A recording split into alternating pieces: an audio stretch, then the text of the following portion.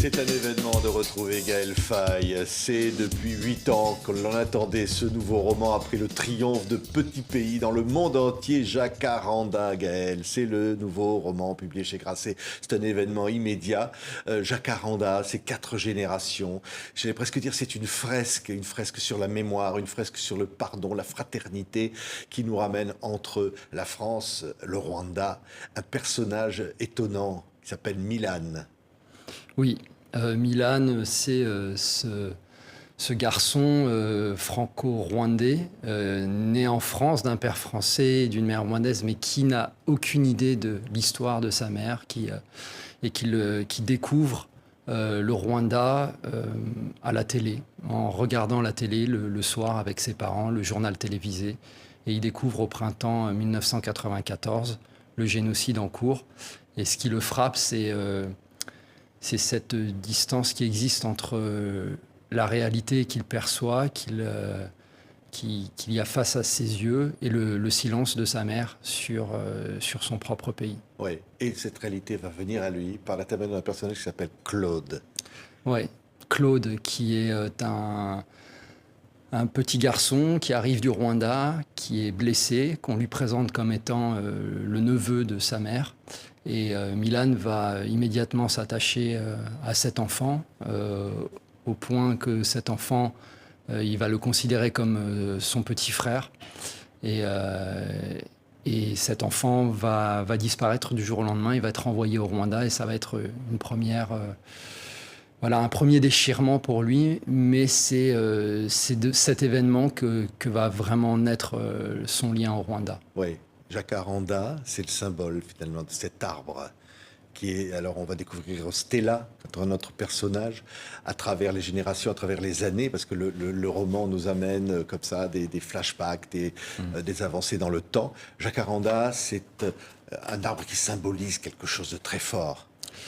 Oui, c'est l'arbre témoin, c'est l'arbre qui va parler, bien sûr, la symbolique de l'arbre, des générations, des racines, des ailes, des fruits, des fleurs. Ça va être aussi le lien entre tous ces personnages, et lui-même, l'arbre, va être aussi victime, mais d'une autre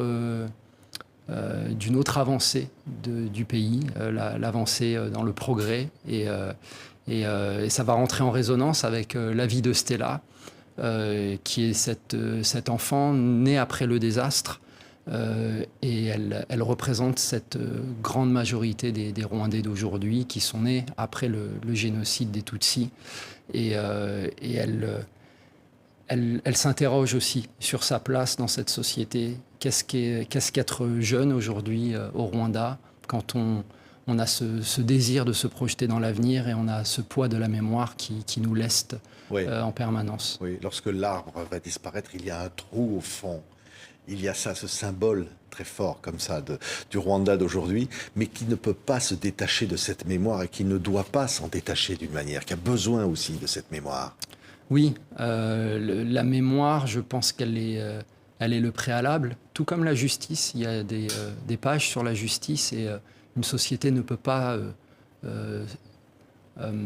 à nouveau exister s'il n'y a pas un travail de justice qui est fait.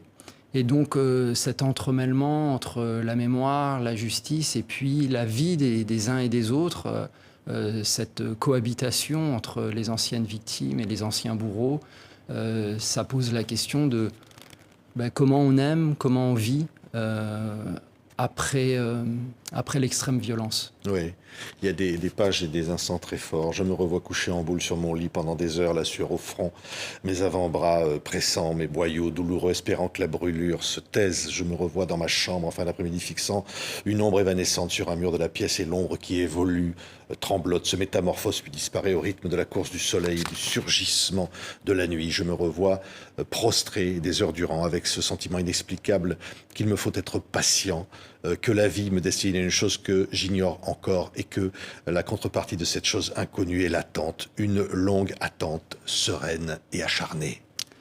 Oui, parce que la vie, ça met du temps. En fait, de penser ses blessures, d'aller à la rencontre de son histoire.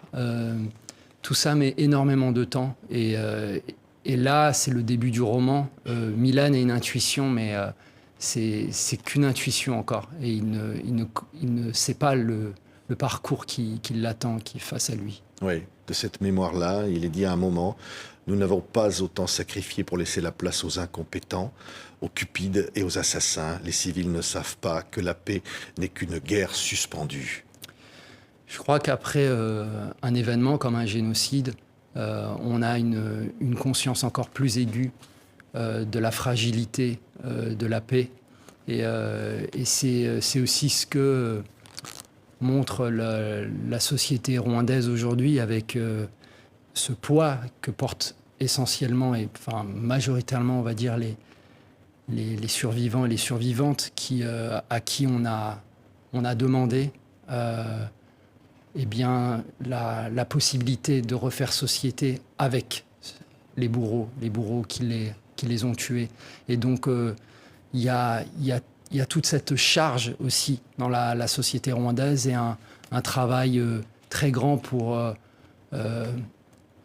proscrire à jamais les discours de haine et pour se souvenir chaque année, au mois d'avril, le génocide des Tutsis pour que plus jamais cela ne se reproduise. Oui, c'est très fort. Hein. Il y a, Gaël, cette image. Le temps avait fait son œuvre. Les enfants du palais étaient devenus des citoyens, des parents, d'honorables artisans, d'honnêtes commerçants, des croyants.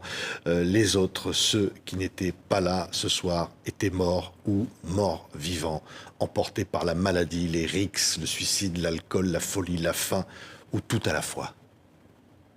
Ouais. C'est là la société du Rwanda après le drame. Oui, les gens portent en eux des histoires inimaginables et je crois que chaque Rwandais a été marqué dans sa chair par cet événement qui dépasse l'entendement, le génocide et l'après, c'est la grande question. Comment on fait après tout ça ? J'ai pas de réponse. Je ne fais qu'essayer de retranscrire la vérité de quelques cœurs, parce que je pense que chacun a sa propre vérité à l'intérieur de son cœur. On ne peut pas faire de généralité. Mais mes personnages, ils sont là pour raconter comment chacun se débat dans cette vie. La vie est toujours plus forte, elle avance. Et comment on fait avec cette vie qui avance quand la mort a tout dévasté. Oui, il y a de la musique aussi. Il aime le rock. Il y a des chansons qui passent comme ça, comme une bande-son de l'histoire de ces générations, de cette épopée. Hein. La mort de la mère, à un moment donné, les cendres. Enfin, au fond, il y a une charge symbolique très puissante dans ce livre, Jacques Aranda, Gaël. Oui, c'est la vitalité. C'est la génération qui se lève aussi, une nouvelle génération. On n'empêchera jamais les herbes de repousser, et donc ou les arbres de repousser. Et c'est de ça qu'il s'agit. C'est que nous sommes dans des ténèbres, elles nous ont enserrés, on s'y est perdu, et en même temps, on s'est remis debout. Et c'est ce que j'observe. J'ai cette chance d'observer quotidiennement parce que je vis au Rwanda depuis quelques années. Et c'est ce que j'ai voulu retranscrire à travers ce roman. Oui, petit pays, c'était le Burundi, l'enfance, oui. Hein, rattrapée par l'horreur. Oui. Là, il y a cette idée du qu'est-ce qu'on fait après, comment on fait après. Oui. C'est très important, ça aussi. Oui, parce que si on réduit l'événement, si on ne parle que du génocide, on s'arrête au temps du génocide. Et je pense qu'on ne peut pas comprendre d'où vient une société si on ne voit pas aussi comment elle évolue. 30 ans c'est passé depuis. Et qu'est-ce qu'on a fait depuis 30 ans ? C'est la question et qui est encore peu abordée. Et j'espère aussi que les nouvelles générations voudront écrire sur leur expérience. Moi, je viens d'une génération très d'union, c'est-à-dire que j'étais petit au moment où le génocide a eu lieu. J'ai été témoin, j'ai vu les parents dans les exils, j'ai vu les parents revenir, au Rwanda, à reconstruire ce pays. Donc j'ai été témoin, mais toute cette nouvelle génération, elle, a vécu dans un Rwanda normalisé.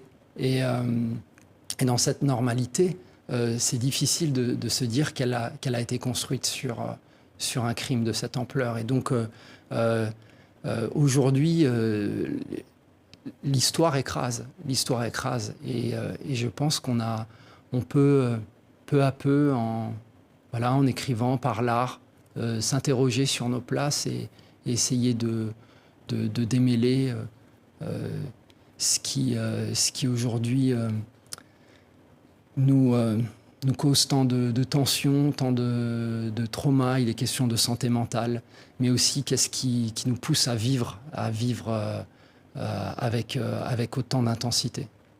Merci Gaël. Alors Milan Kundera, on croise Sartre, Oui. On croise des personnages comme ça. Il y a beaucoup de poésie. On est à hauteur d'homme, on est à hauteur d'enfance encore, et on retrouve l'écriture de Gaël, magnifique, musicale quelque part, qui est comme ça, qui chante, une forme de la fraternité. Les mots servent à ça, Gaël. Bah oui, moi je fais de la musique, c'est mon premier métier. Et donc quand j'écris un roman, je mets de la musique, j'écoute des albums, et c'est aussi la musique qui me permet de refaire jaillir des images, des souvenirs enfouis. Et donc voilà, il y a une bande son dans ce roman. Il y a une bande son qui accompagne mes personnages, que ce soit du rock, que ce soit de la musique congolaise, que ce soit de la musique rwandaise, que ce soit de la musique tanzanienne, nigériane. Il y a tout qui se mêle, parce que voilà, c'est aussi ma façon de raconter les histoires, la musique. Merci.